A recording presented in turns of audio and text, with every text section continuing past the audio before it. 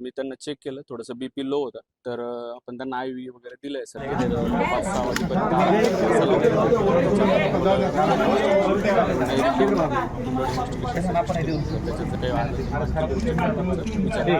सकाळपासून त्यांना थोडंसं मळमळ उलटी सारखं फिलिंग होत होतं.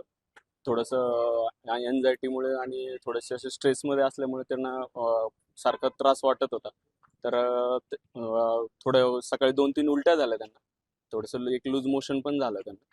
तर मी त्यांना चेक केलं, थोडंसं बीपी लो होता, तर आपण त्यांना IV वगैरे दिलंय सध्या आणि 5-6 वाजेपर्यंत आराम करण्याचा सल्ला दिला. जर त्याच्यानंतर ब्लड इन्व्हेस्टिगेशन वगैरे जर नाही रिकवर झालं तर मग आपण ब्लड इन्व्हेस्टिगेशन सजेस्ट केलेलं. जर त्याच्यात जर काही वाढलं तर मग आणखी पुढची ट्रीटमेंटचा विचार करूया. त्यांनी टायफॉइडचे सिम्पटम सुद्धा सांगितले होते, तसं काही शक्यता आहे? हो, त्यांचं ऍक्च्युअली दिल्लीचा रिपोर्ट टायफॉइडचा पॉझिटिव्ह आलेला होता, पण तिथं त्यांनी IgG हे केलं होतं रिपीट, तर त्याच्यामध्ये निगेटिव्ह म्हणून दिलं होतं.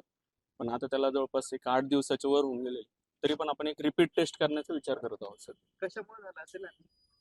काय गॅस्ट्रायटिस आणि हेच मुख्य लक्षण वाटतंय, थोडंसं हायपर ऍसिडिटी, आणि त्यामध्ये आपण आता यात सध्या तरी तेच विचार करू, कारण फिवर वगैरे काही नाही, फक्त बीपी जो आहे थोडासा 160 वगैरे होतं.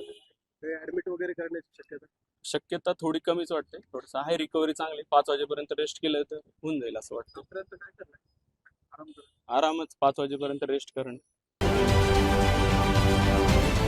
महाराष्ट्रातील सर्व बातम्यांचे विश्वासार्ह व्यासपीठ, सकाळच्या सर्व सोशल मीडिया प्लॅटफॉर्मला लाईक, फॉलो आणि सबस्क्राईब करा. तसंच सर्व नोटिफिकेशनसाठी बेल आयकॉन प्रेस करायला विसरू नका.